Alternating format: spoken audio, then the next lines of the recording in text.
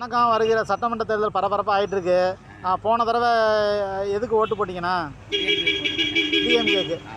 சரிண்ணா. நான் ஓட்டு போட ஆரம்பித்த காலத்துலேருந்து 67 வயசாகுது. இப்போ 67 வயசு வரைக்கும் ஓட்டு போட்டிருக்கேன். இது வரைக்கும் எந்த பிரயோஜனமும் எனக்கு இல்லை.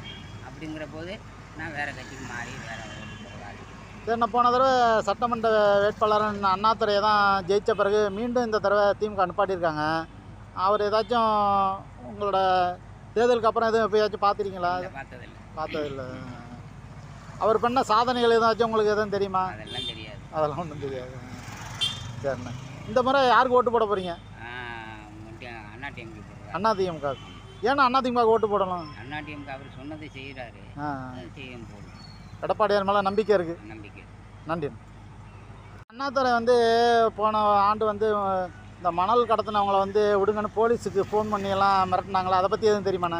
தெரியாது. சரிண்ணா, அதோட காணொலி இருக்குது, இதோட நாங்கள் அட்டாச் பண்ணுறோம், பாருங்கள். நன்றி. பட்டுக்கோட்டை நீர்நிலை பகுதிகளில் அனுமதிக்கப்பட்ட அளவை விட கூடுதலாக மண் அள்ளிய ஆளும் கட்சியினரின் வாகனங்களை விடுவிக்க கோரி திமுக மாவட்ட செயலாளர் டிஎஸ்பியிடம் பேசிய ஆடியோ சமூக வலைதளங்களில் பரவி வருகிறது. திட்டக்குடி கிராமத்தில் உள்ள குளத்தில் அனுமதிக்கப்பட்ட அளவை தாண்டி 20 அடிக்கு மேல் மண் அள்ளப்பட்டதால் பட்டுக்கோட்டை போலீசார் அந்த வாகனங்களை பறிமுதல் செய்தனர். இதனை அறிந்த பட்டுக்கோட்டை எம்எல்ஏவும் திமுகவின் மாவட்ட செயலாளருமான அண்ணாதுரை தாசில்தாரிடம் பேச்சுவார்த்தை நடத்தி மேல் நடவடிக்கை எதுவும் எடுக்காமல் வாகனங்களை திரும்ப ஒப்படைக்க வேண்டும் என கூறியதாகவும் அதற்கு தாசில்தார் ஒப்புக்கொண்டதாகவும் கூறப்படுகிறது. ஆனால் போலீசார் வாகனங்களின் சாவியை தராததால் டிஎஸ்பியிடம் அண்ணாதுரை போனில் பேசியுள்ளார். அப்போது வழக்கு பதியாமல் வாகனங்களை தர முடியாது என்று டிஎஸ்பி கூறியதால் இருவருக்கும் வாக்குவாதம் ஏற்பட்டது.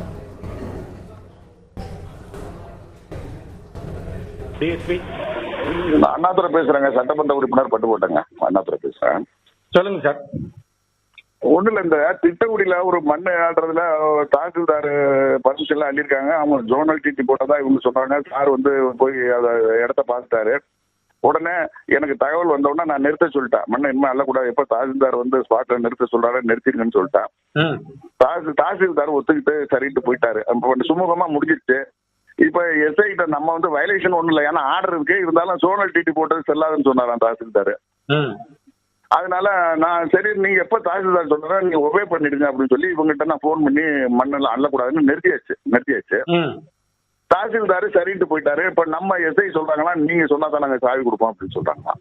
சார் அது பக்காவா மேல வரைக்கும் போயிருச்சு சார் மேட்ரு. நாங்க விட்டோம்னா எங்க மேல தப்பு வந்துடும். ரெண்டாவது 2 அடி 3 அடி எடுத்தா பரவாயில்ல, அவன் பாட்டு 20 அடி 25 அடி நோட்டிட்டு போறாங்க. இது நாளைக்கு அலிகேஷன் ஆயிடும். அந்த டேட் எக்ஸ்பைரி டேட் ஆயிருக்குன்றாங்க. நான் சொல்றது நீங்க காவல்துறை தாசில்தார் ரெவன்யூ அத்தாரிட்டில சொல்றாங்க, நீங்க அவரை கேட்டுங்க. நீங்க எனக்கு ரூல்ஸ் நானும் அட்வொகேட் தான். அதுக்கு பிறகு நீங்க என்ன நடவடிக்கை எடுங்க. அதுக்கு அதெல்லாம் நான் போய் விளக்கம்லாம் சொல்ல முடியாது. தாசில்தார் சொல்லியிருக்காரு, நான் உங்கள்கிட்ட சொல்றேன். நீங்க ஒபே பண்ணுங்க, ஒபே பண்ணலாம் பண்ணாதீங்க. நீங்க அத்தாரிட்டி கிடையாது, தாசில்தார் தான் அத்தாரிட்டி. ஒபே பண்ண முடியாது சார். ஒபே பண்ண முடியாது. நீங்க பாத்துக்கங்க. நீங்க போட்டுக்க